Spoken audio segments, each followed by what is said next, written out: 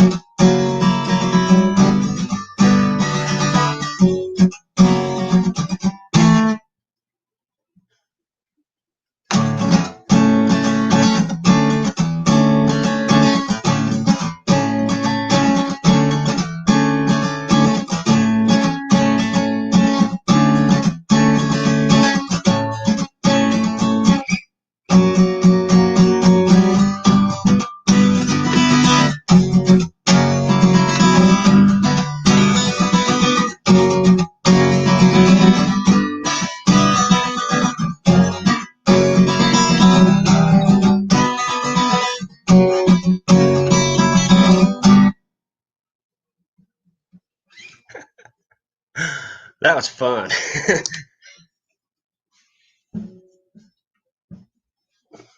That's why I like that older stuff. It's just it gets going. Ah, sounds so good. Dave is just, and he uses a lot of those same chords. He uses this and he uses so many songs. That's why it always sounds the same in a lot of things. I'm sure that's why Carter Beauford and them kind of wanted something different because he plays a lot of the same interesting chords. How's everybody doing today?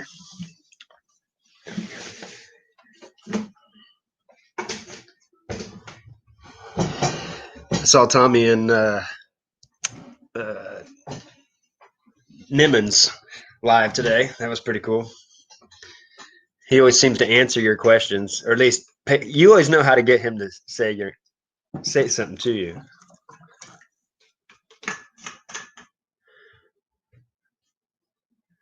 It's one of my favorites. When that comes on at the concerts, I'm still partial to all that early stuff. What's up, Dave? How's it going, brother? I'm still working on that song. It's tough. It's a great challenge because I don't usually do that James Taylor kind of stuff. He's freaking hard. He plays it so weird too. I had to invert it and do it my way. His fingers are freaking spider legs or something. That's it's a fun challenge. It might take me a minute though. Sorry about that, Dave. How's it going, Stormy Fines? What's your name? I apologize. I'm very bad with names in here.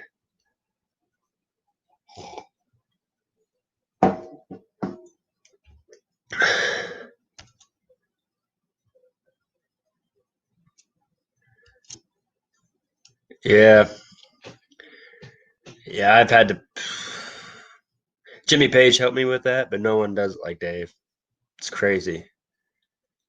I yeah, I've had to train my. I've got small hands, but I've got big palms, so I can get that big spread still. But it took a long time to get that four frets. It's just nuts, and he's always using four fingers. That's what people don't talk about either. Most songs, everybody's using three fingers, two fingers.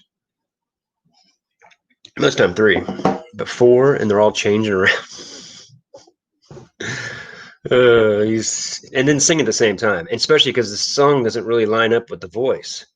I don't know how he does that crap, but what do they call it? A timbre voice he has, or timbre. So somehow the way he does it, it flows in, but to actually do it, I don't know. I don't know how he does it. Yeah, right on. I've got it written out, but now it's just learning the song and then trying to play it and sing at the same time is fairly difficult. I'm probably gonna have to. I'm probably gonna have to play it, loop it, and then sing on top of it. I might have to do that. I might have to cheat, do what most of the people do.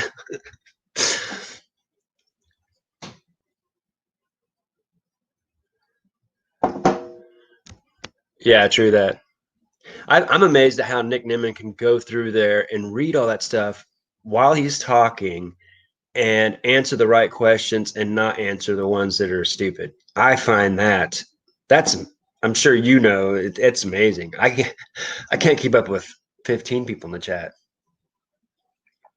let alone close to 500. Hey, what's up, Harry? You done with your sale yet, or it's only it's about one there, isn't it? Yeah, it's raining here and nasty. Next weekend's supposed to be nice. Hopefully, there'll be like one last garage sale weekend.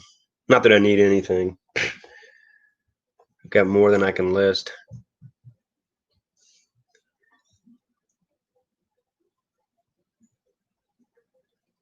Yeah, you said something about the barrier to entry. I don't know anything about that. I'm not that YouTube savvy, obviously. I mean, I've heard that used, thrown around, but I don't know. I'm sure it's just like everything. I remember like Storage Pirate Auction and Storage Pirate. Is that his? I forget which. Anyway, um, he's got like what 120,000 subscribers. He said it took him 8 years to get 1,000.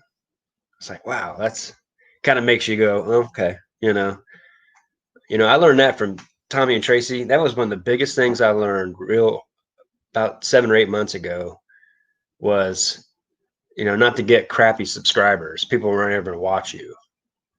It doesn't bode well in the algorithm, and you don't want that anyway. Because once you get monetized, there's no one watching. You're not going to make any money, so it won't matter that you're monetized. And you've seen a lot of those guys that get to 1,000, get monetized, and then you hardly ever see them again because they thought they were going to make $1,000 a month at the beginning or something.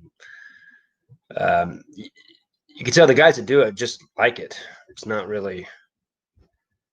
I mean, I'm sure like Cincinnati Picker and some of those guys are probably sick of doing it and like to do something different, but they're making money on it, so it's like hard not to. And they're selling so much they're selling so many things to their people. I think that's freaking nuts. I mean, most of them, they're not really selling that much on eBay. They're almost selling more to their viewers. Garage sale Harry, yeah, he ended up with a late. Yeah, nice. This time of year, I seem to see that a lot where people go out about noon, sleep in, and go out. Because I've tried to fight that before. I'm like, I'll go out and see if there's anything left, and get amazed. What up, Joe? How you doing?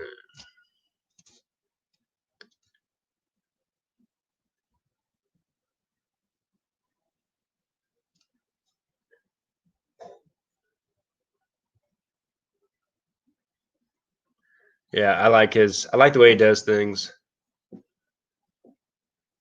I don't know. Some people just the way they talk is I don't know. You know what I mean? Um, it's like even like Howard Stern. He's got an awesome voice, but there's just something about the way he holds his voice or something too. I don't know.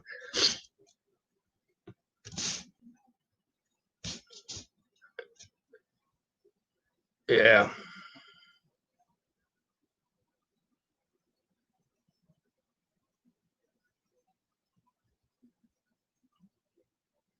I believe that. I mean, there's a lot. I was amazed, and I remember when you were kind of talking about that. I remember thinking, oh, I just went and looked at like Rake and Profit to see like how many views he had, and I was like, what?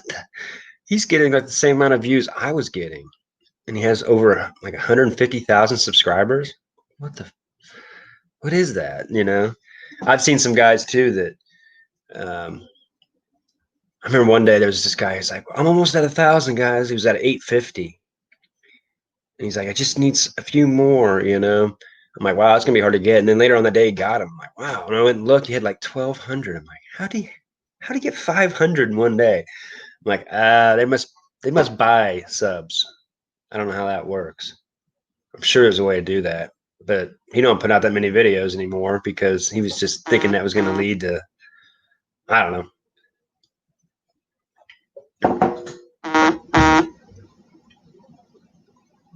Yeah, I like watching. I like watching Howard when he has such awesome music people come in, and he respects the music people so much. So I end up watching a lot of his stuff because of that. So yeah, I mean, what's funny is, Howard Stern used to get so much crap for the things he said and all this stuff. Now it's probably bland compared to the comedians that go on YouTube and like Joe Rogan and all those guys, I mean, like he kind of was the forefront for all that stuff. Now he just looks original. It's pretty interesting, I remember as a kid, I lived in a real conservative area, but a bunch of churchgoers, and they just anything like that. Oh, he's just so nasty, so awful.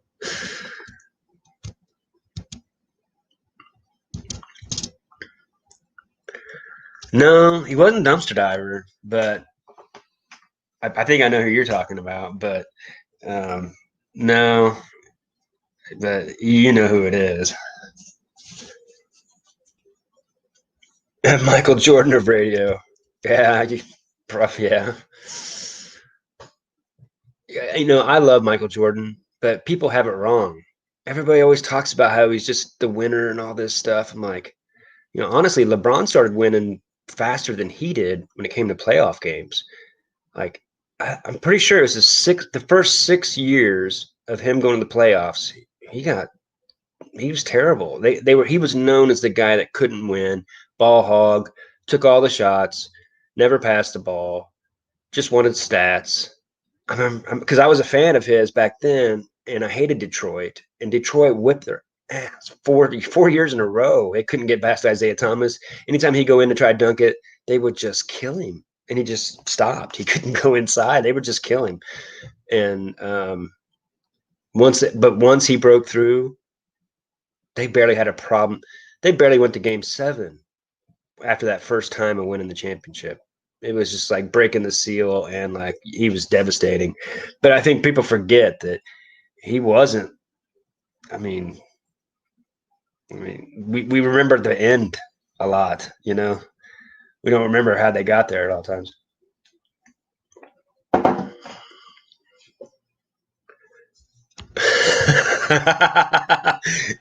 Yeah. Well, that's an understatement. Oh wow, yeah. No kidding. At least he does it in plain sight, right? That's funny. So are you doing Tuesday nights, Tuesday, Thursday, and Sunday now? Stepping it up a little bit. At least I've seen you do that a few more times. I can catch it more now because it's 9. I I just run out.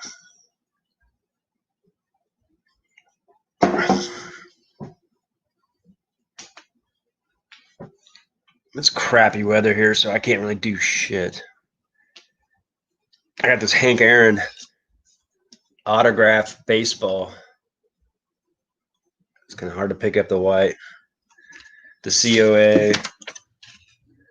Trying to decide how much I'm going to put it in my booth for. Because I got another ball, and it has Hank Aaron, Willie Mays, Ernie Banks, Mike Schmidt, and Eddie Matthews on it. So I'm just going to keep that one and throw this one up in my booth, sell it.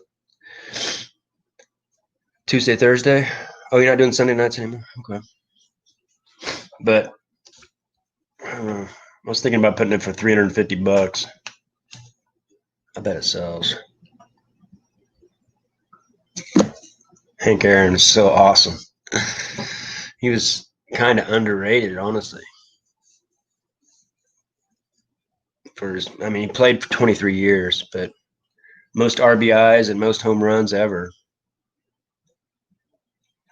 It's crazy is he never had more than like, I have to look that up, but I don't think he had more than 44 home runs in 1 year.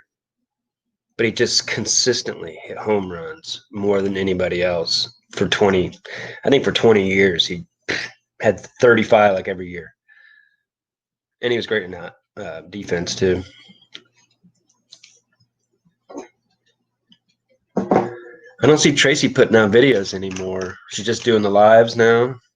Is she not really? I think last time I heard, she wasn't really reselling that much, which I understand. I wish you know, I'm sure Tommy's watched, and you kind of.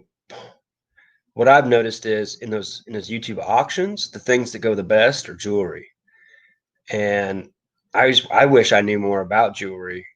I don't know shit. So she's got something that you can find and source easy at estate sales. You see it all the time, and she has a lot of knowledge of that stuff. I wish I knew more. I wish I knew more about it. I mean, I watch Jen, and try to get as much as I can, but another point of view would be good. Nice. I'm surprised. Yeah, how much you selling them for? $1 a piece? Was that from that clean out? All those albums from one clean out, or is that some of your stuff that you'd had too? My uncle lives an hour and a half from you. I was sitting there thinking, like, can I send him over there? I was sitting there thinking, I'm like, I'll buy a Coleman lantern, try to find one, and send you a trade. I sold the one I had. It was sweet.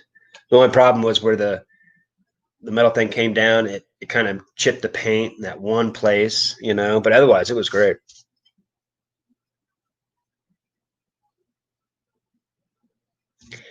Oh, I hear that. Yeah, and that's why you guys do it.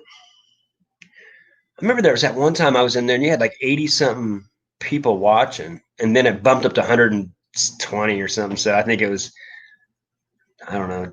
I don't know what was going on, but you had a bunch that one time. That was kind of crazy. But yeah, I understand. It's kind of hard for you to get into it if no one's watching. Who has auctions Sunday nights? Yeah, there is Trader. Let's see. They're not that great. Well, that's the good thing about auctions is you can kind of put them off to the side, and I'd rather watch a live than. Yeah.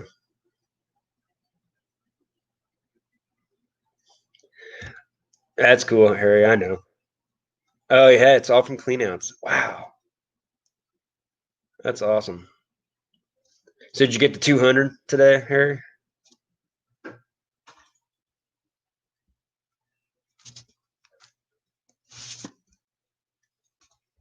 You had some.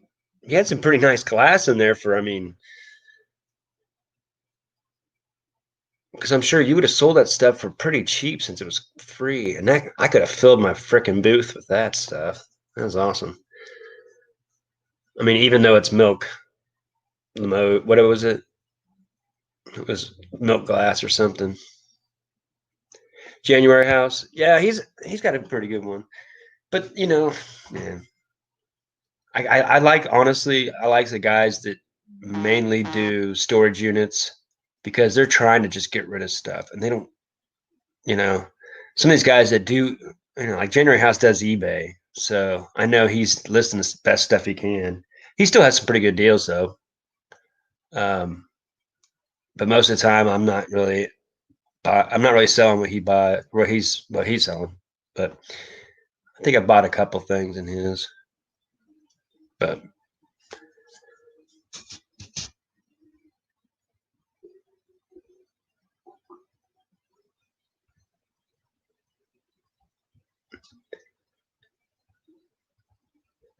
yeah, that GI Joe stuff, I wanted that stuff. That's why I was bidding on it. You sold me for $25. Because yeah, that's growing up. That was the thing I got. I wanted Transformers. I couldn't afford them. They were more expensive, and so the person that would buy me that stuff, she only wanted to spend like I think 10. I don't remember. It's been a long time, but like $10 at Walmart, and Transformers were like 20.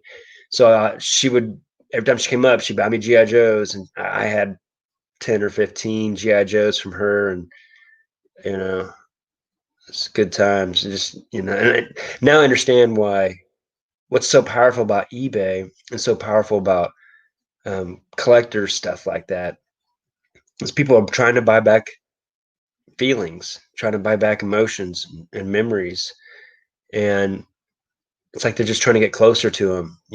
Those are the good times. I get that now, and then especially when from that era, you start making money. You have enough money for most everything else. You tend to buy some of that stuff. Like when I was a kid, I asked for the Millennium Falcon. I don't know, from age 10 to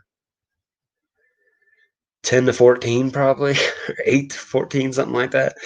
Uh, I kept. I wonder why he never buys me that. I don't know how old I was when I. No, I stopped believing in Santa. Anyway, uh, and I gave my mom and dad crap about that because they would always get me like they give me the GoBot like command center. I'm like, that's probably more expensive than the Millennium Falcon. I wanted the Millennium Falcon. And to this day, I have that little kid inside me that wants to buy that Millennium Falcon just because I didn't get it. And I'm sure there's a lot of people out there that had that same feeling. You know.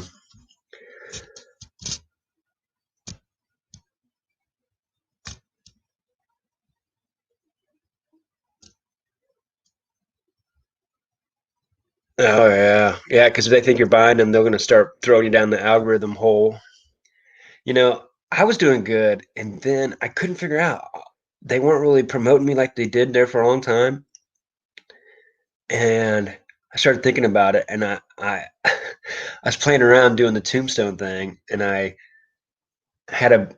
It was right when the lockdown started, and I had that crossbow, and I pointed at the camera, and I go, "I'm your huckleberry. Say when." And I never really thought about it because there was no arrow in it, and I'm like, "Oh, that probably wasn't a good thing." You know, I was just playing, of course, but they didn't recognize that as playing. They just see a crossbow. Oh, well, I don't really care, but I can see how, yeah, especially the live. If they don't promote a live, you can really get devastated with that. It won't, because I've noticed that too, where I'm subscribed to people, have the notifications on everything, and I don't get, you know, even in the notification part. I'm like, what? And I'll be in the subscription part, and it won't show the person live. And I'm like, I know they're going live. I saw earlier, and then I go back and have to find it. I'm like, why is that? So yeah, it's kind of like how you post something on from YouTube onto Facebook, and they don't show it. Facebook doesn't because they don't want you to leave Facebook, so they don't even show your. Which I kind of understand, but you think they try to work together, that they bring each other subscribers somehow, or I don't know, views. It keeps people on both channels. Find a way to bounce it back, kind of deal. Yeah, yeah, he's had some good records. Every time I've went to go buy a bid on him, it got bid up. It's not a January house. It just seems to be the things I end up wanting. I don't get. He's had some good video games and stuff, but I had so many video games at the time. Uh, I like him. He's a nice guy. I'm just saying, since I do so much eBay, I know that a lot of my stuff would probably be stuff I wouldn't sell on eBay or didn't want to take the time listing or something. Sweet. Throw your link in. If anybody likes records, follow Record Crate. He sells them and he has a really reasonable prices on stuff. And if it's not like a super pristine, he'll sell it for a good price.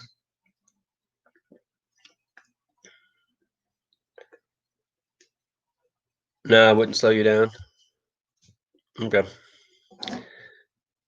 Maybe I was just hoping.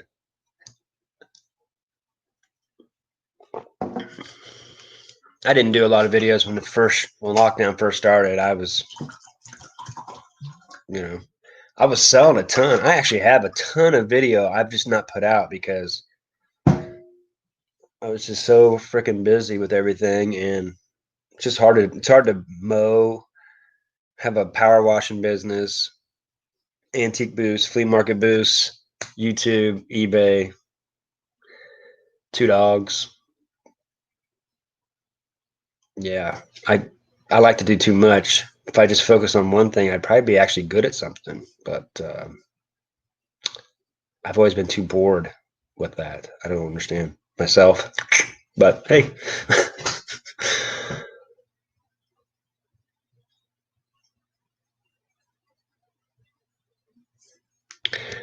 yeah, I hear you.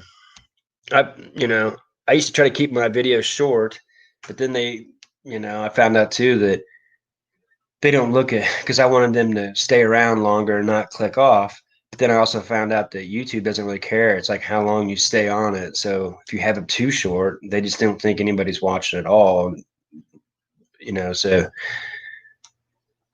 anyway, I realized I was probably putting out too short of videos, but some people may not click on there if they know it's a 10-minute video. Because there's a lot of people that, you know, you can say what you want about like Harry Tornado, but he edits his about as good as anybody. He cuts out all that stuff. You feel like he's such a good talker, but you realize he's just really good at editing, cutting out that stuff. Um, I need to get better at that. And I think that's why he's kind of went past some of those guys, just because he makes it more like TV. And most of it, I mean, some people may not want to consume it like that, but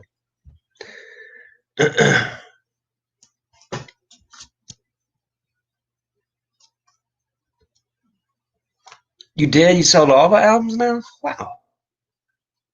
Well, you said they were rock and roll. I'm surprised they didn't sell. People came up there wanting country at first. Country didn't really sell for me because like it seems like there's so many Willie Nelsons. I mean, there's very few. I don't. There wasn't limited press runs on those. Um, Johnny Cash seems like a ton of Johnny Cash greatest hits and stuff. Eagles, there's tons of Eagles, kind of a crossover rock band. But here, Adam,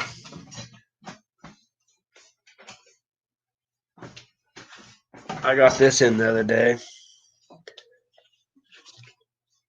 I'm a huge fan of. I'm not a huge fan of lots of jazz, but I love Miles Davis. Kind of Blue is my favorite because it's Coltrane. It's on there. Is it?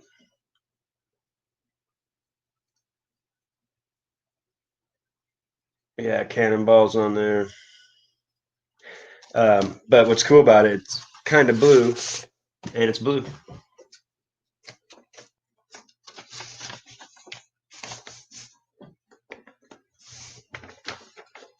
I thought that's cool. I got that for I think $17 with shipping, something like that. It's kind of bent on the cardboard, but it's in good shape.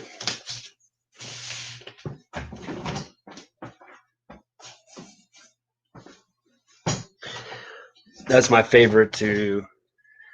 My buddy worked at this pool hall, and he put in his own CDs, and one of them was kind of blue, and it was set up where it was like a quarter a song. Some of those songs are like 40 minutes long, so we would put a song in, and people get so mad at us. We'd put like three songs, we put the whole record on, but I'd play so good while I played pool. Oh, I could just something about jazz and pool. That was one of my things I was really good at, pool and golf. I miss the best pool hall in the state was here in Springfield. It's where they held all the uh, state tournaments and stuff, and it got shut down during the shutdown. They were always kind of running thin, and it just wiped them out. And it's downtown, so they can sell that land for a ton of money just to make a parking lot there. I mean, someone will pay millions for that place. So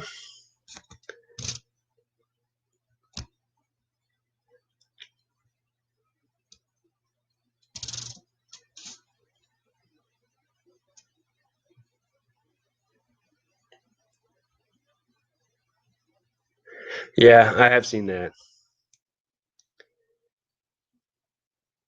But he does have some that are good. I believe me, I know. I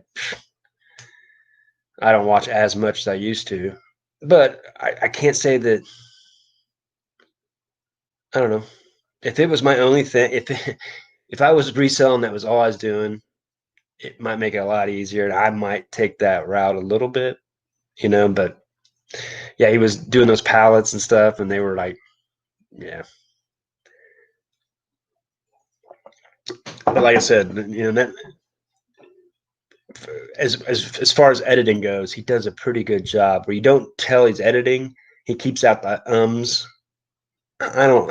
I can't even hardly watch mine sometimes, and because I'm talking about something I don't really know about, but I've sold and done, and I kind of know about, and so you're kind of stumbling around. But yeah, I mean, there's a lot of that on. But you see it with like Grimes finds. He was getting so many views because everything was very clickbaity, and it gets to a certain point where people don't watch it as much because you can't go any higher, or you know what I mean. You can't.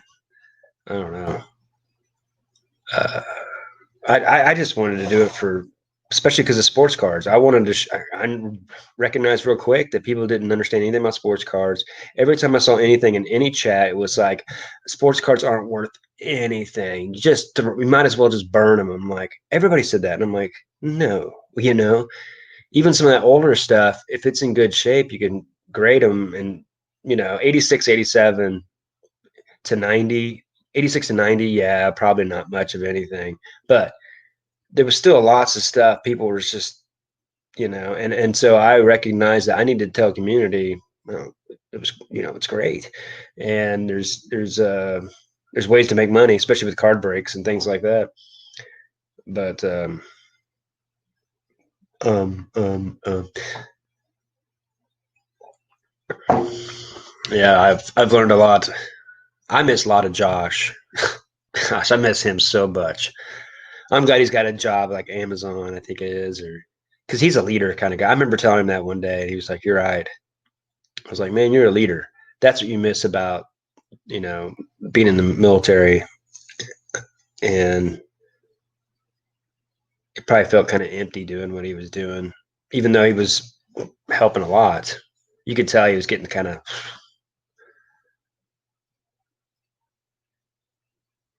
yeah, that's true. And that's how I find Pusa in the first place. And that's when I started realizing. And then I would go in there because there's some channels I kind of wanted to watch, just check out their channels, see what they're doing. But I didn't really subscribe to them to get subscribed back. But yeah, yeah.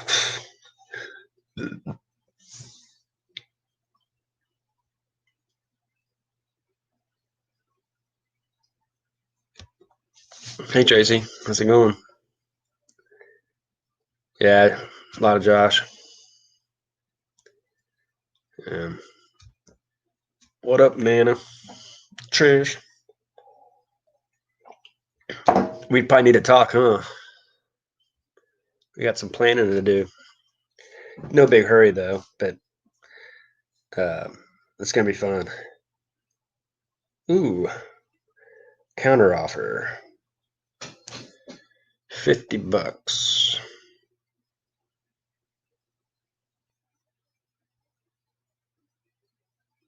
Mm,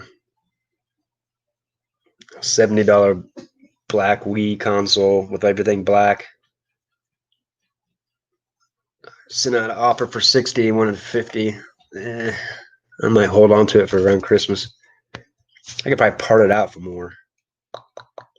Eh.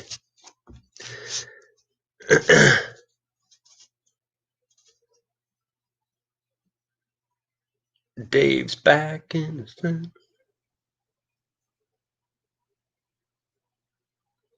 Record Crate has a sale tonight.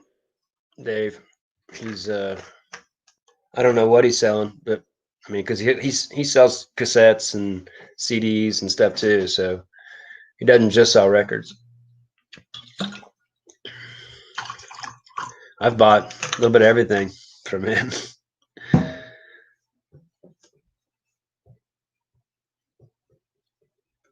Tracy, are you still putting out content on your cooking channel? For some reason, haven't been getting notifications, or maybe you haven't been. I'm sure it's a pain in the butt. Looked like a lot of work. That one you did was really good, like that baked egg and pasta or something. What was that? That looked really good. Looked, reminded me of being in Italy.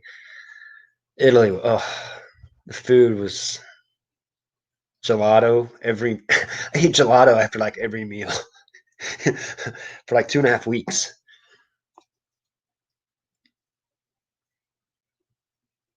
Yeah, I saw that. It's a good picture. I'm used to the old picture though, that's for sure. I need to change mine. I've had that same one for I think the entire time.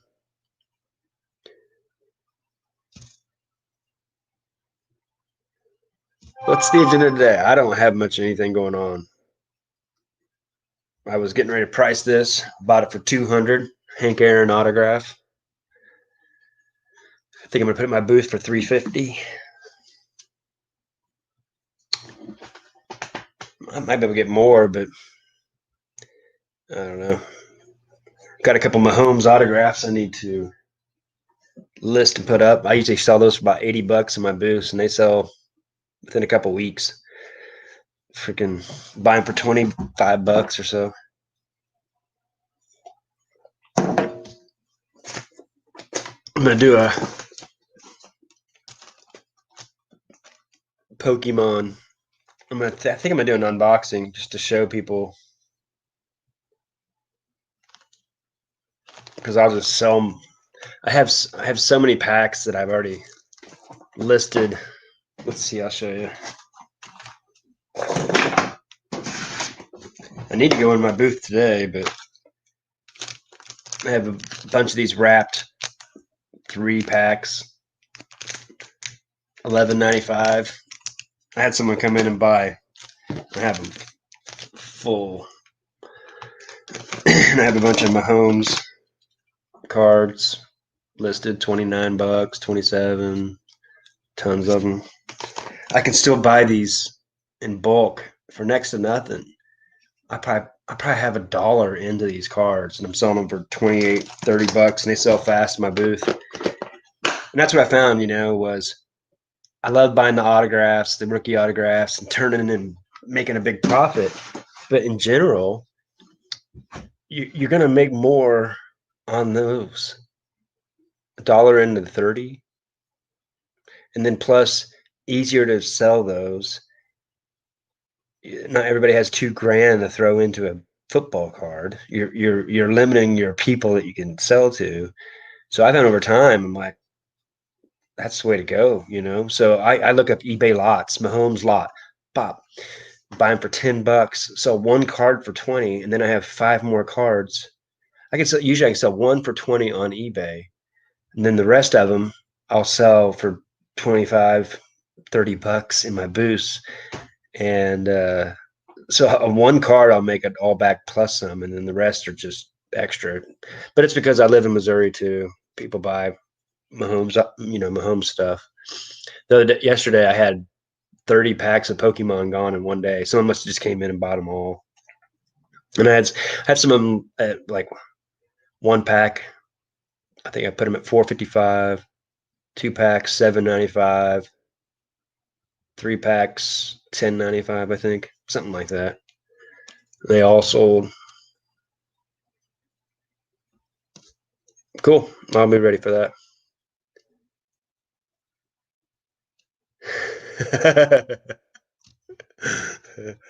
Yeah.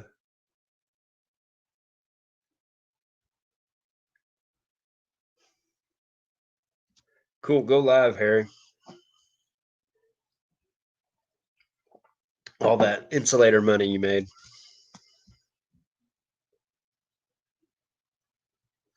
Oh yeah, I have a ton. This is like 36 packs, 10 in each one. And I found that like every 2 has an EX reverse hollows in them. So those are 2017, so they're kind of old. So they're not as people won't watch it just it won't blow up or anything. I'm not really. It'd just be interesting for our community to kind of even know what's going on. I mean, I'm not any expert, but at least give them a little understanding of what the reverse hollows and full arts and all that stuff is. It's kind of fun to open them and see what I get. Um, get a Charizard or something, Even the Pikachus are usually worth a little bit of money, and once I open them, I'll just sell them in bulk. I'll put in those plastic sleeves, and I'll just put in like 30 of them and say like 2 rares, and just write exactly what it is, and just put a little price, and usually I make my money back plus some. Just sell them that way. I sold some of those yesterday too. I think at least a couple of those with all those packs I sold. So everybody wants new ones because they usually have some new ones to add to their collection. Is usually how it goes. And that's what people will want to watch opening. Kind of like, with football cards, people want to watch what's being opened right now because they want to know if it's worth them buying. And that's kind of how I do it. I watch what's hitting and then go out and buy my teams, and I compare them to the team breaks that I have on Facebook that are set, and then I compare them to what they're going for on eBay, and then decide if I'm going to buy on eBay on auction or switch it up.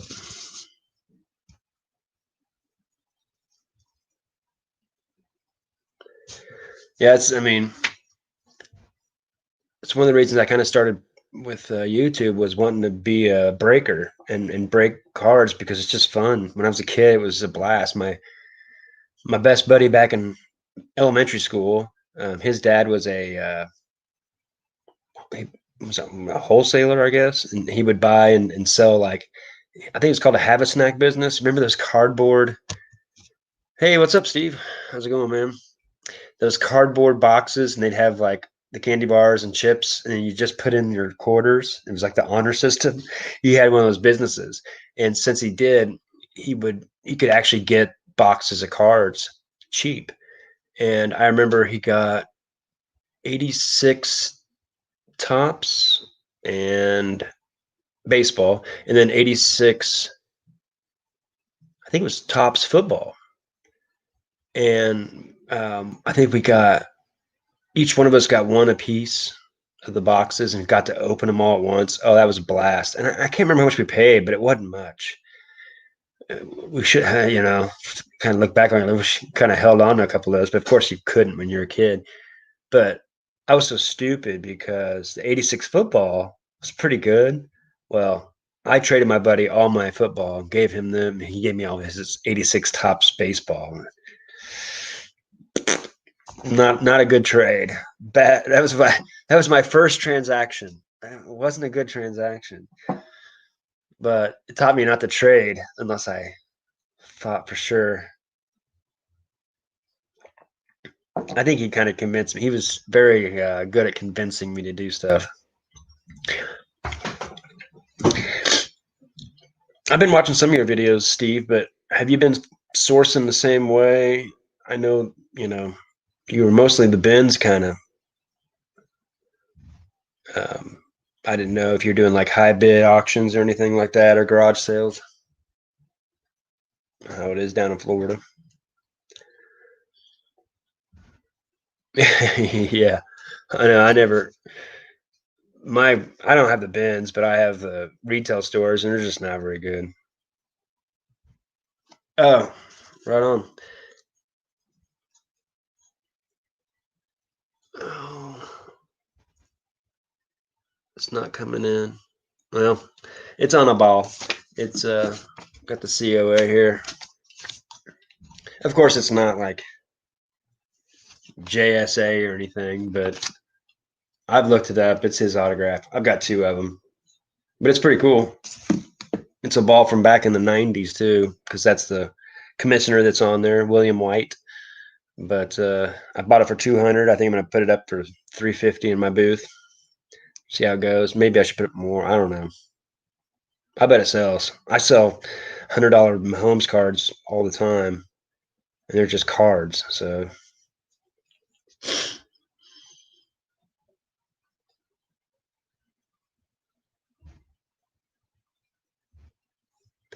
Mm-hmm.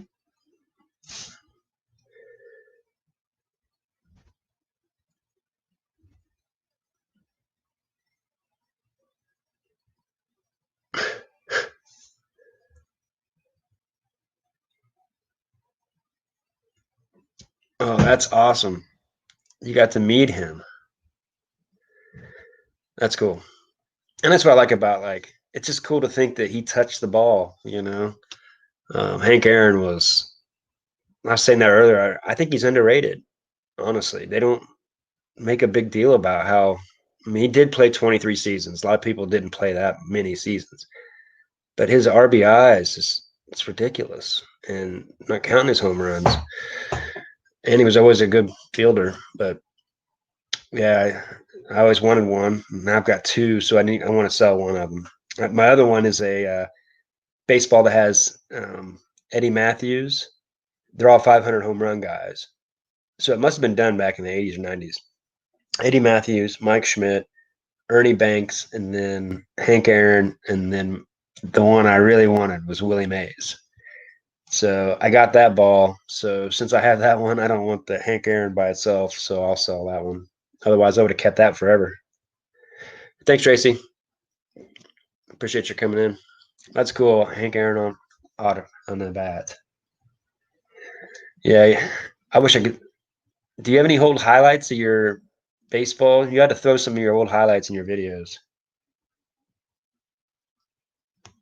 That'd be fun.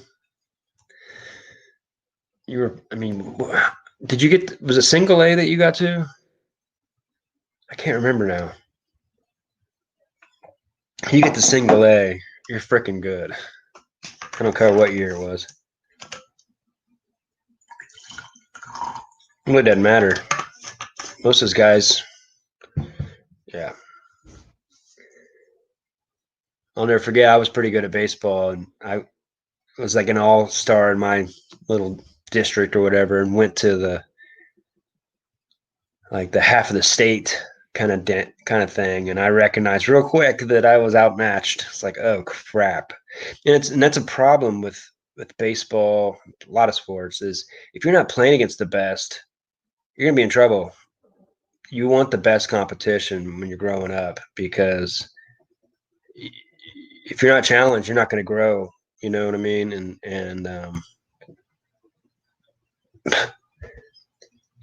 I could throw a curveball and nobody in my league could touch it. I threw a curveball to any of those guys and they just crushed it. I was like, I can't throw that curveball anymore. It was the looping. It was great because I could pinpoint it, and but it wasn't great whenever these guys were like licking their chops to get it, kind of deal. Yeah, that's life, you know. I always could hit good. Um, I just sprayed it everywhere.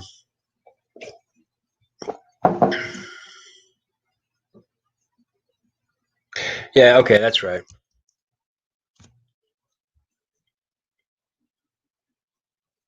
Yeah, it's awesome. That was my dream. My dream was to play beside George Brett in his last 2 years and hit in front of Bo Jackson, and I was going to play shortstop. That was my dream. It's funny, you know, you think back on that, and you're glad you had it, but you also sitting there thinking like, why? I thought I could do it, you know. It makes you wonder if you could have, if you just, you know, for me, it was weird because we didn't have baseball after 15. And I remember I got my eyesight checked when I was a kid. I was like 10, and they said I had better than 20/20 vision. I remember going, oh, maybe that's why I hit the baseball better because I can see it better. And I remember they said the same thing about Wade Boggs and Don Mattingly. And then I was always better than all the other players. I didn't really think much about it. And then over time, everybody kind of caught me. And when I went to get my light, and so I didn't play after 15, started playing golf. And then when, when I went to get my license at 16, I took the eye test and I'm like, you can't get your license. You have to go get your eyes checked. I'm like, No kid. So my eyes had gotten bad through that amount of time. So I had slowly lost my vision, and that's why I just didn't hit the ball near as good as I did at the very beginning. I'm like, crap, we were poor. We didn't know, couldn't get my eyes checked, and I maybe never have known. Who knows?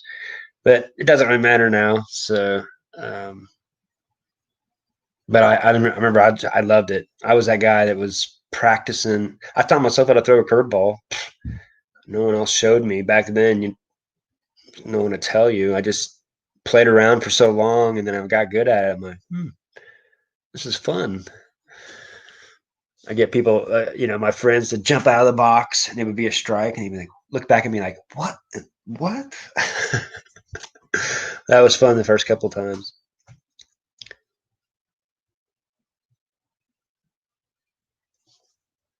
Yeah, I hear you. A lot of guys, that's one of the one things they're really good at. They put so much effort into it that they're. It's like doctors. I've worked for a lot of doctors over the years, and lawyers, people like that.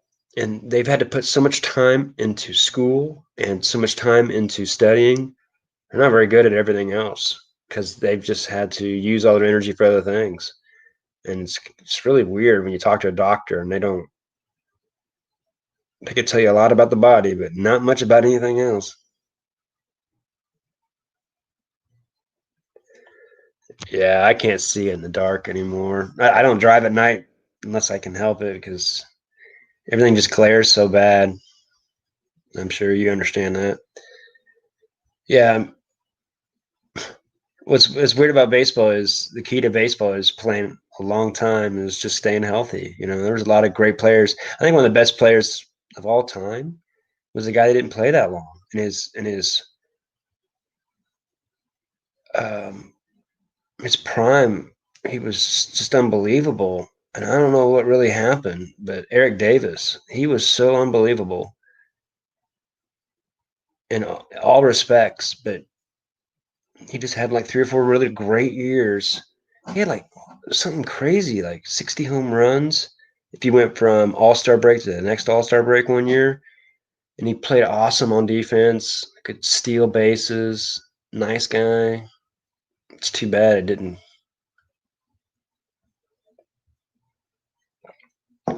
Yeah, left-hander. I remember when I was a kid. I literally I was born in a town of 150. It may have been 200 people, and the next door neighbor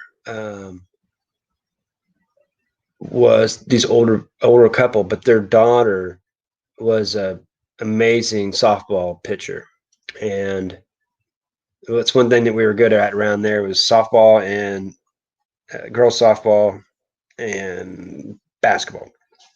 Anyway, her son was my age, just like 5 months younger than me, but his dad was a semi-professional baseball player, and I think he got to he was at least single A. He may have got to double A, but he never made it. I think he may have played for a little bit, but anyway, he was an a hole, and so he was, destined. What he all he wanted Todd to do was to make up for him and get to the majors, and so he pushed that kid so hard. But since he taught him all that stuff, he taught me baseball at a really early age, and I learned so much from him. It was really amazing. And anyway, the whole point was he made him throw left-handed. He would just make him at like 4 or 5 years old. He was teaching me at like 6 years old baseball. And when we got older, um, he played shortstop, and he just had that throw where it was just going pop right to the first baseman, just pop. It was amazing. And so when we played on the All Star team, he always played shortstop. I'd play second. And when I was 15, he could pitch left-handed or right-handed. It was amazing. And but I think it really messed with his head. He didn't play baseball when he got older, I think out of spite for his dad. And he ended up playing basketball in high school. I mean, in college. And I don't know. I'm glad he did it in a way because he taught me. So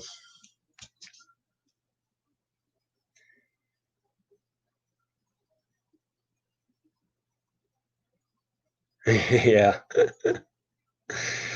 Someone that throws a good. I did the same thing. It's funny you said that. When I moved down here to Springfield, I did a summer league one year and played against kids that were just coming out of Missouri State. Well, at the time, SMSU, and they were just kind of doing tune-ups before they were going on to like try out and different things like that. And I thought I could play. It was crazy. We faced a kid that ended up getting drafted in the top, I think, top 5 rounds, and I couldn't see it. And that's the scariest thing when you're in the box trying to track a baseball and you don't see it at all. You don't know if it's coming at your face. It's I did that. Just I played like 4 or 5 games. And I'm like, I can't do this. I would swing at the curveball, and I bet I was 6 feet from it. And you realize how outmatched you are. And um, when it came to baseball, it was all eyes. It was so much eyes. Um, yeah. Anyway, hey Dana, pitch and shortstop. When's your next game, Dana? I like that stupid game. Every time you do it, I'm sitting there trying to make dinner, and then I have to not make dinner for an hour. Thanks a lot, Dana. You pitched as a kid. Perfect game. That's awesome. 1 out from a perfect game. That's cool. And it's I was talking about that kid that Todd Lowther that taught me baseball at 5. When we got to be 15, we played on different teams and we played against each other.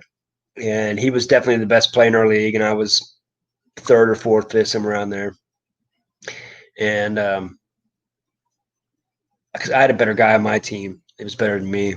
And this game, I was pitching against him, and they scored. Their only run they scored on me was, I'm sure you understand this, because I was, we had good players, but the other players we had just weren't very good, So you're just kind of hoping that they don't make mistakes. And I walked Todd because I just threw him curveball after curveball, because if I throw a fastball to him, he was going to crush it.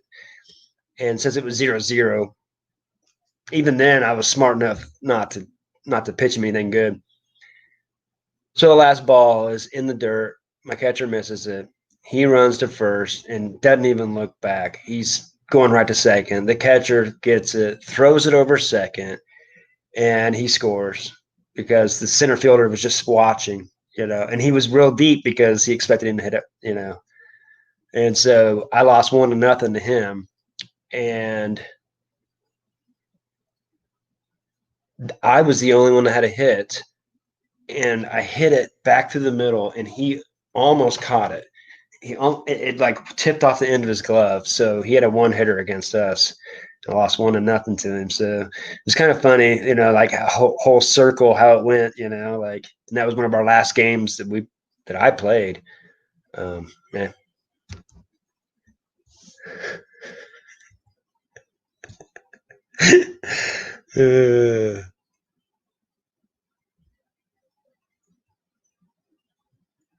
16 strikeouts at 12. Wow. That's cool. Yeah, I'd keep that ball too. Yeah, that's funny. Wow. Hmm.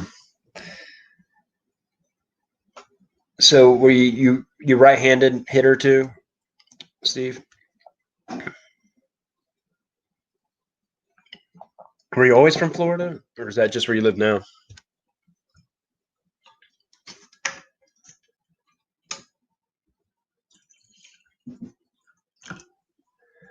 my nephew's really good. He's 12. I mean, he's not, gonna be a major leaguer, but he's probably gonna be better than me hitting. He hit one out the center field at 12 years old, and it's not short, and it's got really high fences. So it's gonna be fun to watch him play. And he's fast. He's tall. Um, he doesn't throw it. I don't think he throws it near as good as like I did. But I just practiced so much; it was crazy. I yeah, I really thought I was gonna make it to the majors. I believed it. True, true, true. Yeah, it's got to be. Yeah. Life is not never perfect, that's for sure. And then you always, especially in something like that, everybody else in the same boat too, so you can't be. It's not like you're excluded from the group or anything. Life's been freaking hard for everybody, I'm pretty sure. You switch hit, cool. Lefty just to get down the line quick, probably. I could hit left-handed.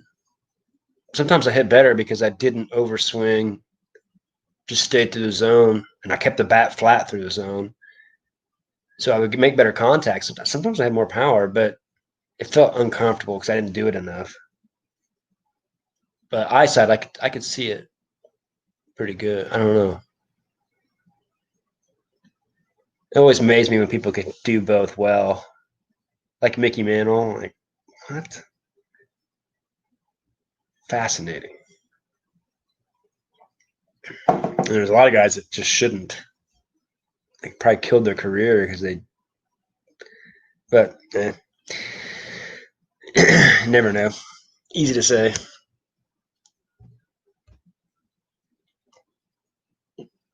When's your next gaming night? I don't know why. I like those games.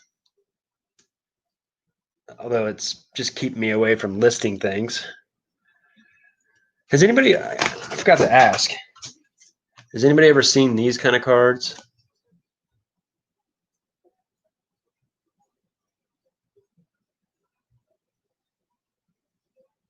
It's like 1938 Horrors of War, number 90. It like explains sinking a submarine. It says depth bomb sinking pirate submarine and tells a story about it.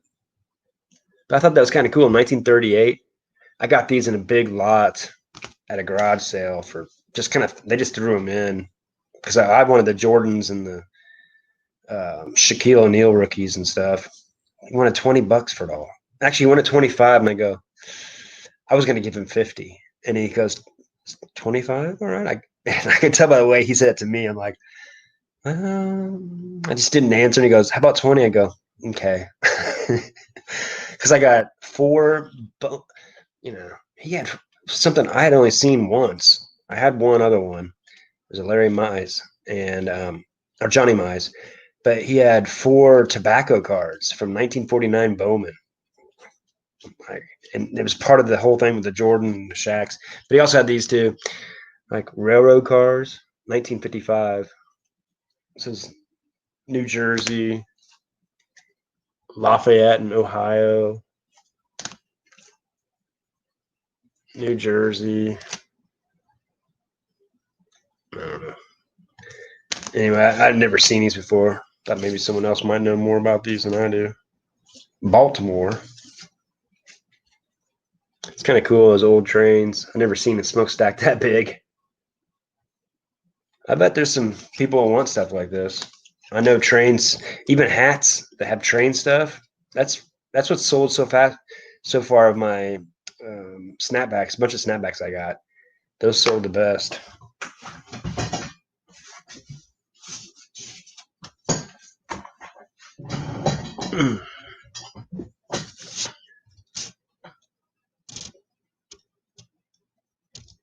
Monday, cool.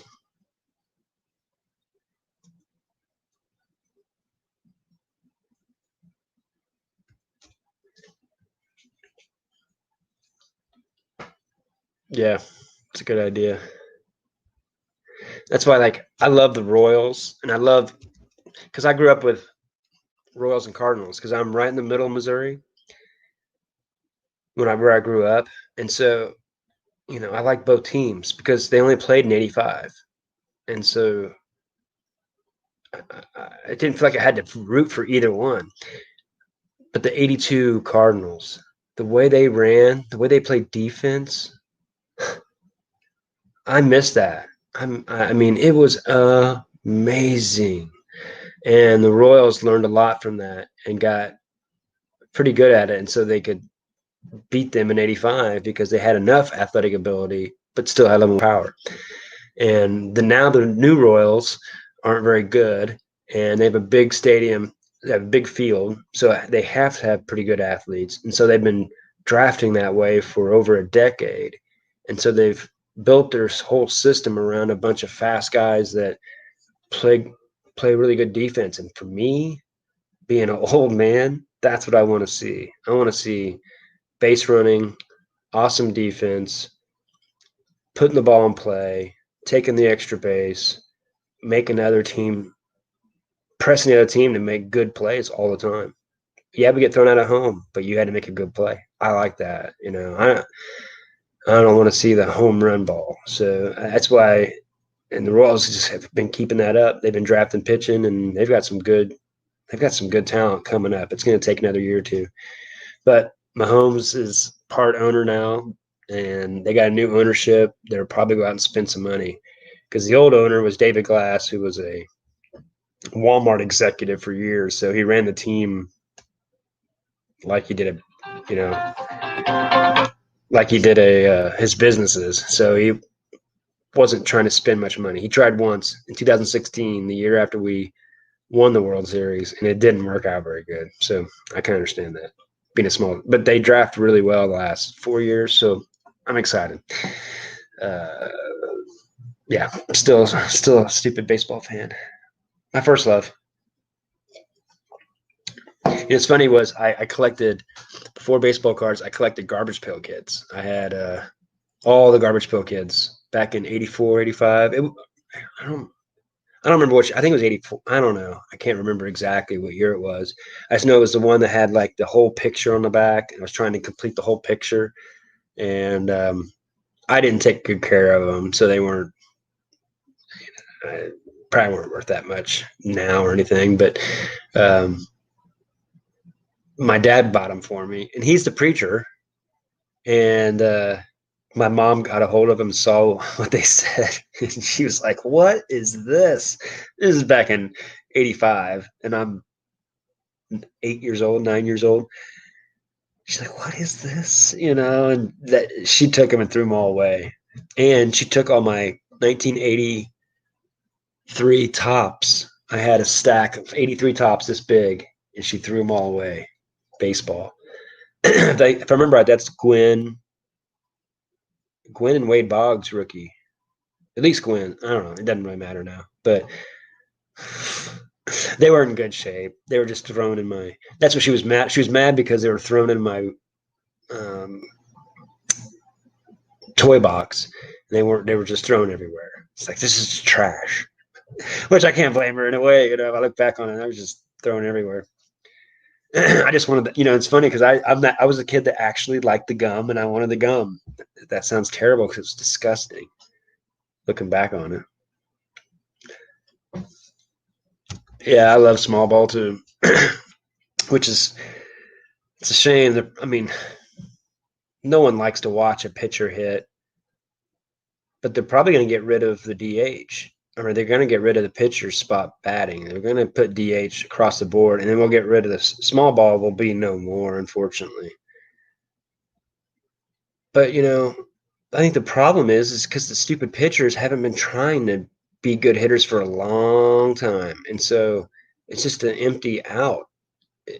Back in the day, people took that out seriously. Now it's just guys go up there flailing, trying to hit a home run as a pitcher. Just don't, and they can't bunt. So you can't even if we have pitchers batting, we're not getting much small ball out of that crap anyway. So they've kind of killed it themselves, in my opinion.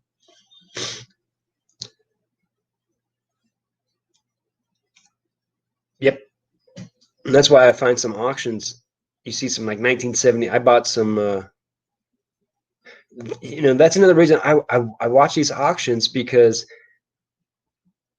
very few people know anything about sports cards. And every once in a while, you see stuff, and you're like, oh, they didn't see that. They don't know anything about that.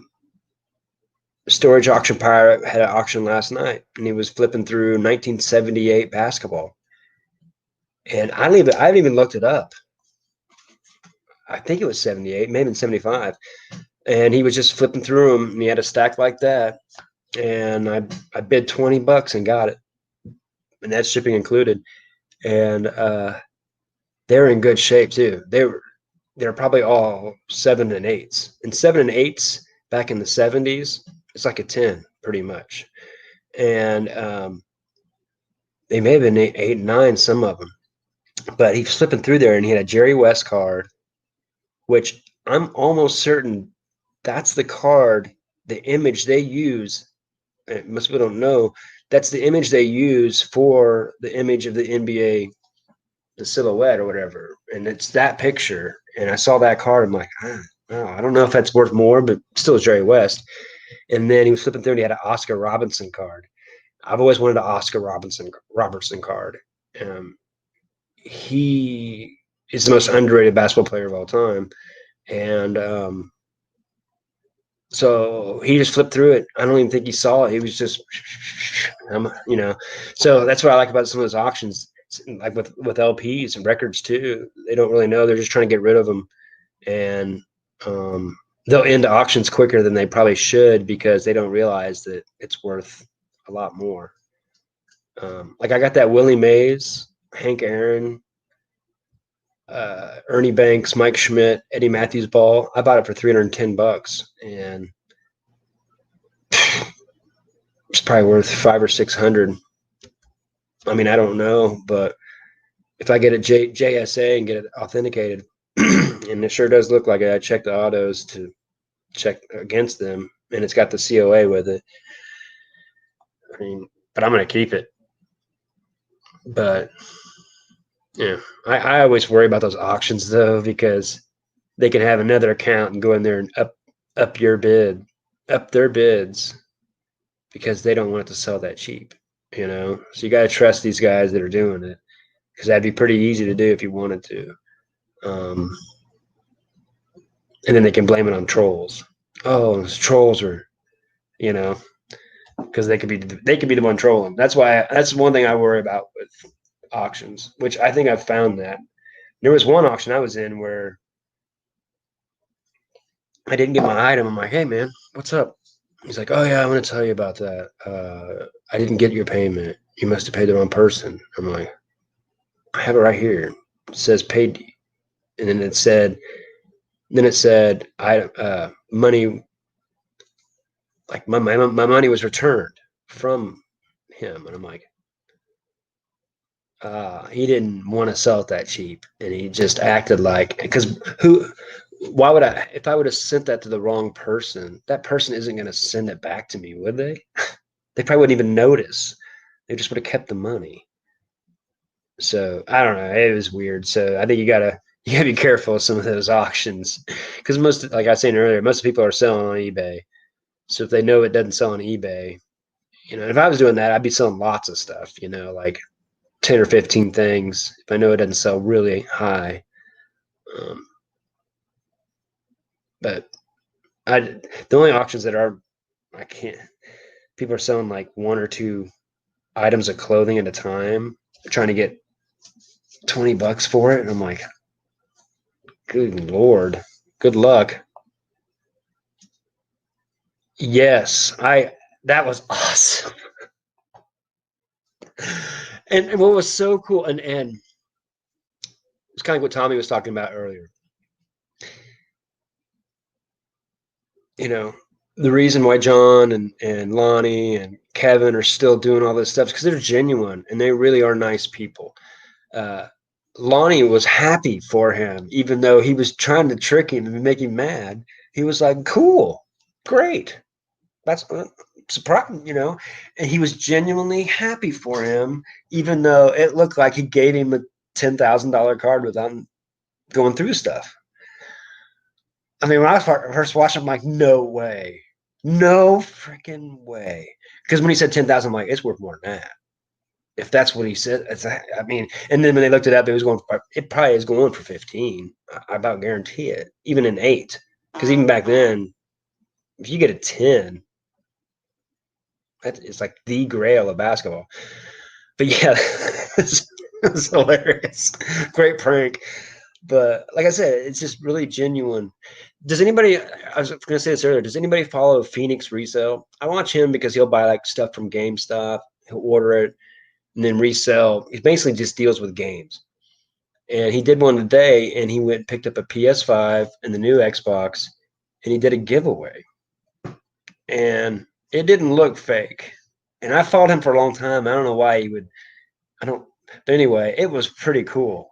Especially the second person's reaction was just like, that was cool. It'd be nice to be able to do stuff like that for people. But that Phoenix Resale, you got to watch that video. It was pretty good. It was smart. He went on Facebook Marketplace and he put up a PlayStation 1 picture, and he said something like, what did he say? Free to someone that needs a gaming system for Christmas for their kids. Tried to make it where, since it's only worth about 30 or 40 bucks, he didn't figure someone was going to come in and take the time to do that. He figured it'd really be someone if it was the PS1, And when they got there, it was a PS5. it was a pretty cool moment. But anyway, if anybody likes that kind of stuff, you got to check out Phoenix Resale. I think that's the name. But yeah, the Lonnie, it was just cool how Lonnie is just genuinely happy for him. Well, I'm glad you're going to do good with it. Can't believe that was in there. And it was cool to hear like how much he paid for it, $3,000 back in the day. It kind of shows you how, and I've said this so much, if you can get that money, especially if your card has gone up a lot recently, sell. Don't hold it. Even the Michael Jordan Holy Grail has only gone from 3,000 to 15,000 over 30 years that he's had it. I mean, sell.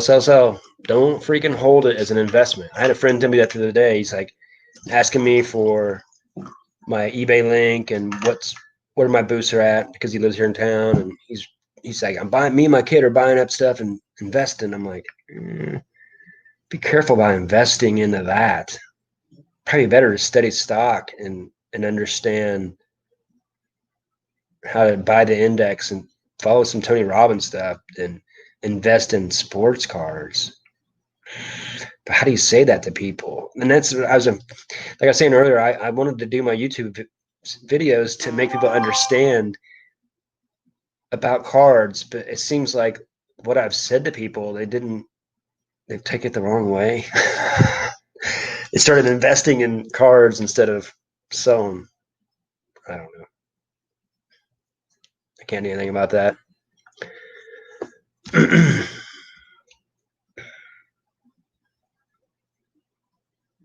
Yeah. Yeah, cash out. Mug life. Yeah. I do. The one thing I do, baseball Hall of Famers and Jordan. I do collect Jordan. But you can buy, like right now, you can buy Jordan anything but his first 2 or 3 years. You can still buy Jordan stuff in lots cheap. Look on Facebook Marketplace. You'd be surprised.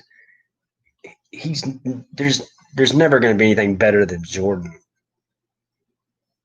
Even LeBron, even if he gets 3 more championships, he's never going to be looked at like Jordan is. So when you have someone like that, it's like if you were back in the day, if you could have bought Babe Ruth's 3rd and 4th years, now you're like, yeah, you should have bought him. Yeah. That's why, like now, I buy a Mahomes 3rd and 4th year because you can buy those so cheap on eBay right now. And like, this is something if anybody wants a little trick, like Mosaic football came out, Mosaic basketball. Guys, shh, easy, Bo. Hey, easy. Sorry, the dog's outside. But hey, easy. Sorry, Mosaic basketball came out, and it was so popular. It was mainly because gamblers didn't have anywhere to put their money because there was no games, but they wanted to use their money still. They still making money, and they had money to spend. Easy guys. And so that's why Mosaic basketball got so popular. Zion is not going to be the next anything, in my opinion. Even if he is, it's going to take so long to do that your investment's not going to go up much. It's just going to hang out the same place. That's why I kept telling everybody, sell, sell, sell. Anyway, if you just wait till after, a lot of guys that are buying these breaks will buy these breaks, and they're trying to get the autograph. And if they don't get the autograph, they're selling off all the other cards in a bulk lot just so they can have their money back so they can buy another break. They're just chasing after that auto. So if you just give it a little time, you can buy lots so cheap because those big breakers are just trying to sell off to get some of their money back. And so Mosaic football came out, and so there's a bunch of Mahomes, just regular stuff, and even Prism stuff, like here. Like some of these are even Prism, but there's and they're kind of cool instead of just the regular. And you can buy this so cheap right now, and I can sell the green one. I bought like 7 or 8 cards at least with this one. I'll try to sell this one for $20 on eBay. I bought the whole lot for 10, and I'll be selling these for at least $20 in my booth. And so that's what I've been doing right now. And like even this one, this is a rookie, but it's not a very good rookie. It's Premier Draft. It's Sage. So, and it's, just a normal card, nothing glossy about it or anything. But it's still a rookie, Patrick Mahomes. I bought it for $10 on eBay, two for 20, and I'll put that in my booth for $50, and it'll sell. So that's what I've been doing right now because it works for what I've got going on. Hey, that French bloke. Thanks for joining. Appreciate you. Harry. But if anybody wants to join, I'll be on for another 10 or 15 minutes at least. But that's what I've been doing because it works in my booths. And I've got a bunch of LPs getting ready to put out to start. I'm going to start concentrating on certain things. I've used to just have a bunch of different things, but I'm going to start theming my booths a little bit better. I have so much NASCAR stuff. I'm just going to turn one of mine into like half NASCAR. I've sold a lot of my glass out of most of my stuff, so I'm not going to buy any more glass. I don't want to mess with it. It takes a little, like Harry knows, it takes a little time. You find the right person that likes it, but it takes a little time to find that person. So I'm just going to kind of start morphing into like sports stuff mainly, and I got a bunch of like hunting stuff from my flea market booth. I have a crossbow, I have so much crap to sell, but it's just kind of fun playing with it and just kind of start narrowing down your niche on what you like to sell, and just kind of back to what I kind of started with. But it's nice, like going into Christmas, people aren't buying collectibles. They want to buy more useful things. Like right now, I got some Ariats I'm getting ready to throw up on eBay and stuff that people kind of want and will use as a gift. And that's what I've learned from my community is to have stuff in my eBay store that's usable goods. I learned that from Part-Time Picker and Commonwealth Picker, real quick. If you want stuff to turn over, and that's that you want your investment back quick, you might make more money on collectibles, but how long you have to wait to get that money back? And that's what I've learned. That's been the best thing for me is get your sell-through rate, get that crap in and out. If this is what you're going to do, get it in and out. It's not that hard to put a freaking label on the thing and send it out. I just bought me a bunch of boxes for my hats. So I'm going to start lowering the prices on my hats, and they'll start selling quick because I kind of put them high just to see what I'm getting. I can always throw up new listings of the same hats. That's what I like doing, throwing up new listings of the same things. And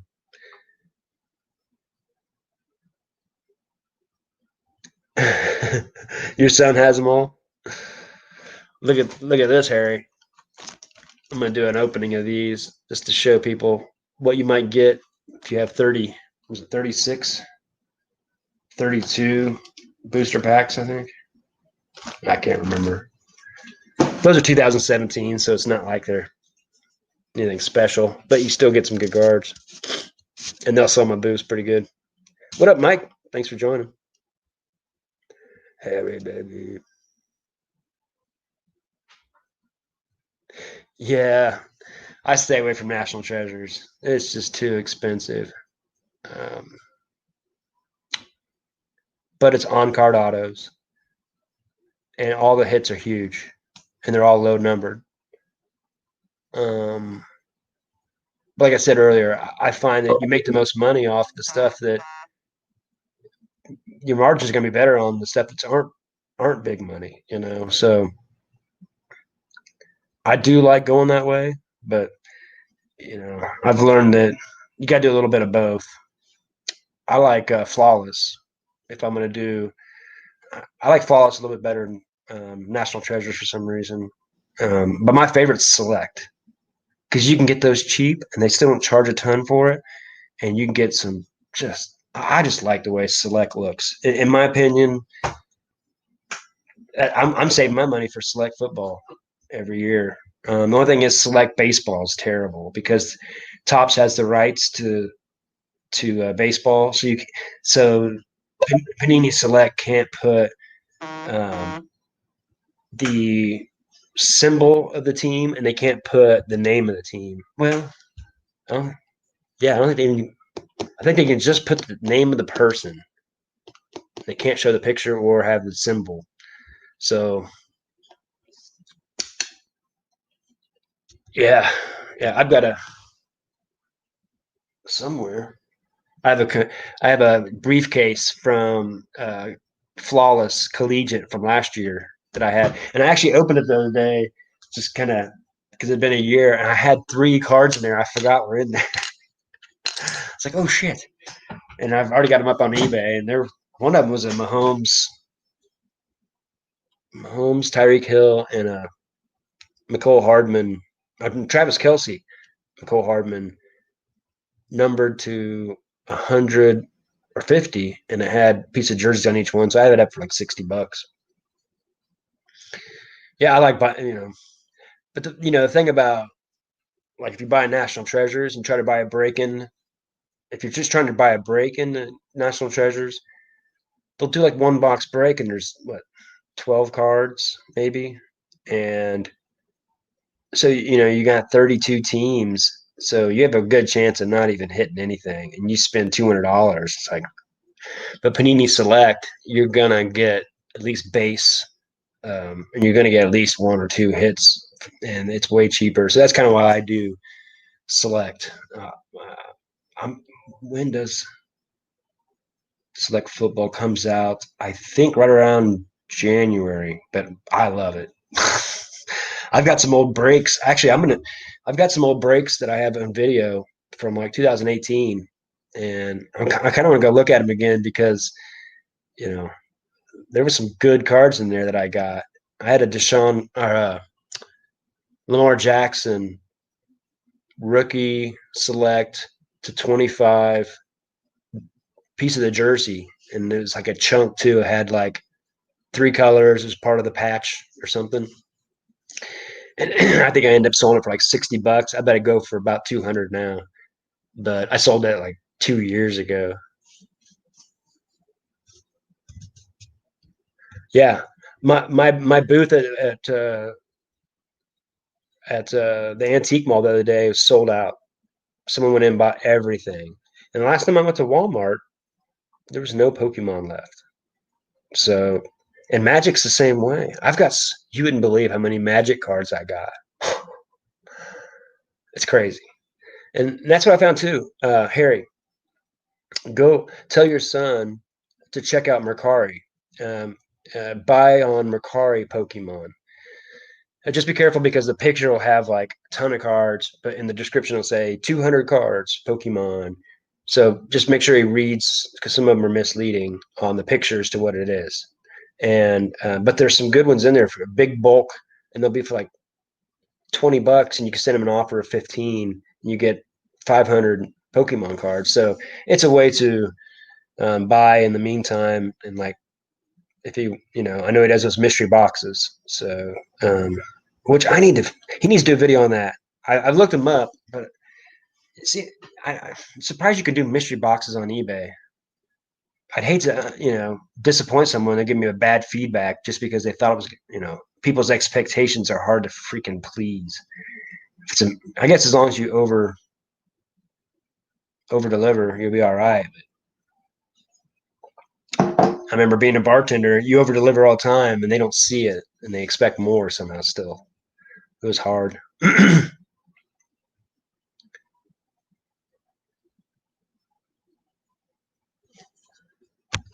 That's cool. Yeah, I used to collect them, but I just end up selling them now. It's more fun to sell because it's almost like it's like it's since I had the video, it's almost like I always have them in a weird way.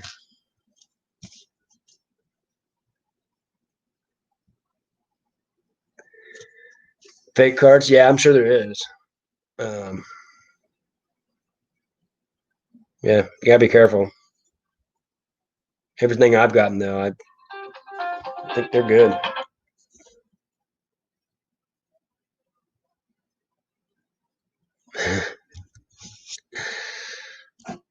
Yeah, I've got more magic cards than anything.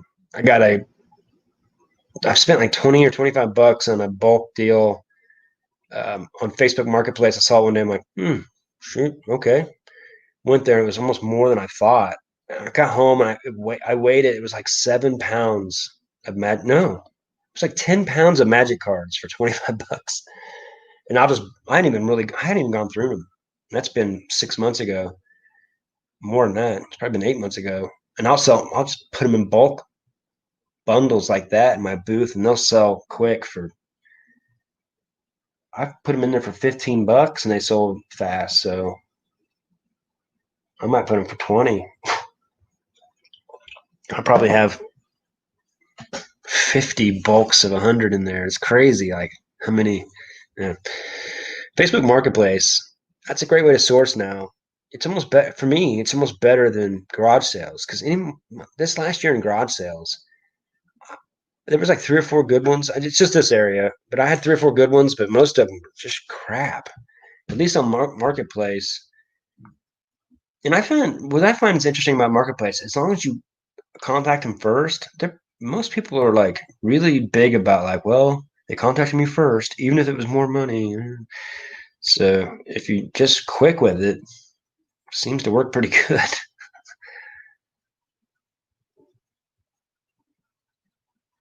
So your son mostly gets garage sale Pokemon and then the big box stores kind of do. I used to buy a lot. I buy a lot of auction Pokemon. I've gotten some good ones from the storage guys that don't know.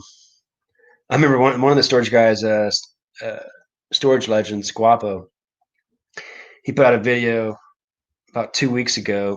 Whenever I guess there was some guy that did, I don't know, some big YouTube guy was talking about all the Pokemon he buys and collects, and so it was kind of like Gary V. Whenever he talked about buying sports cards, and so all of a sudden, Pokemon blew up because Luke somebody, I don't know, and what was I say? Lost my train of thought. But that's when I started noticing at Walmart you couldn't find them. Just like it was just like Mosaic foot basketball back whenever I remember going to look because I was going to buy the blaster boxes and just sell the blaster boxes because I wasn't going to open them. I knew better than to try to collect Zion. I think it's a good name. That probably has something to do with it too, Zion. But I never could find them. They sold out so fast here. It was crazy.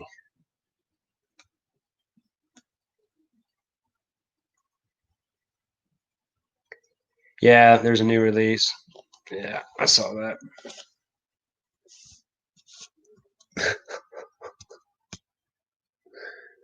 I think it's cool that little Harry can have something in common with dad, and it just probably morph into new things.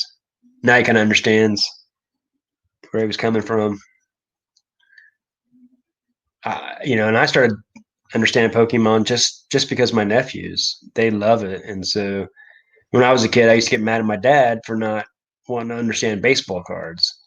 And then I realized I was doing the same thing with my nephews. I didn't know anything about Pokemon. I'd listen to them talk, but I didn't know how to contribute to the conversation. So now I know at least a little bit of something.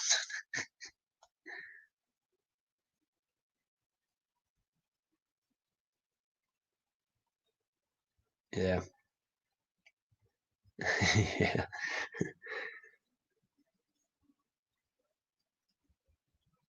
I think I think Harry should do a auction.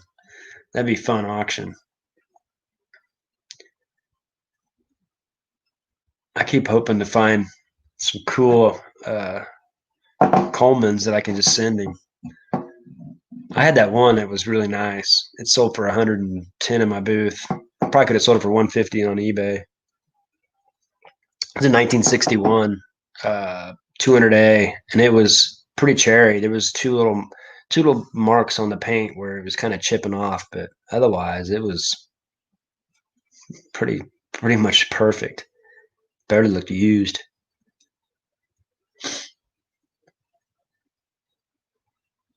I didn't see you in the Dave Matthews chat the other night when he went live. I understand. What do you like for music? Typo Negative, Pantera. Uh, there was that one day I was in Dave Matthews um, live, and Tommy said something about I think everybody's had sex to a Dave Matthews song at one point back in the '90s or something like that. And I was like, nah, Pantera. And he's like, that's like hate. That's hate sex, Anthony. I'm like, yeah. I needed there needed to be someone in there that had to. I had to figure I had to fill in for you, Kent. I had to, I couldn't let Tommy hang in there like that, right? Winger. And uh, that's funny. Winger.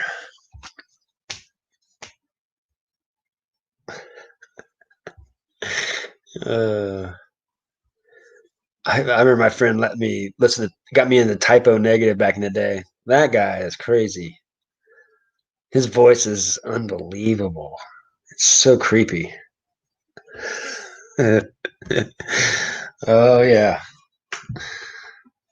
Rick Astley. God, what was that song he sang?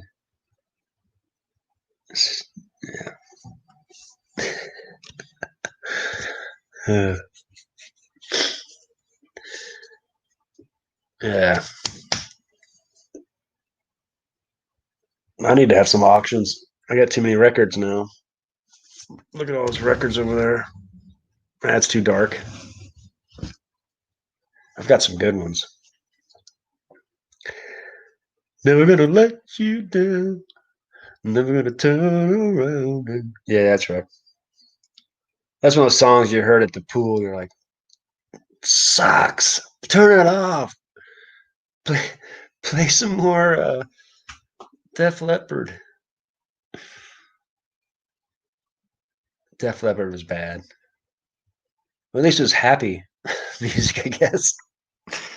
Uh, it's funny that everybody does the ripped jeans like they did back 40 years ago.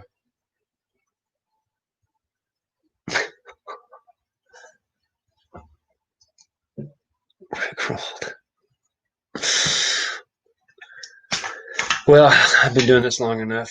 Need to get out there and do something. Need a list. A striper. I've only listed like 10 things this week. I've got so much. I got a lot of Wii stuff I need to sell. Part out a bunch of crap. Got those, what do you call them? Those stupid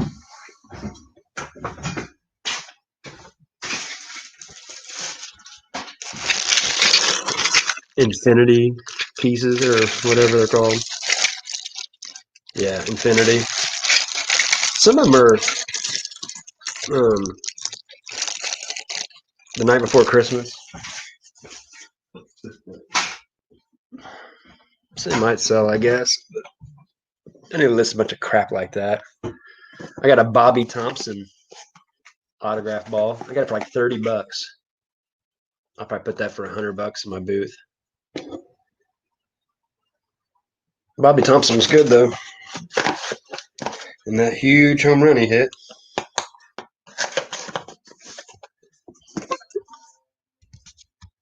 List. Yep, I think I've got 470 listings right now. I think that's the most I've ever had on eBay. I've got like, I'd have more, but I have so many of my booths listed right now too.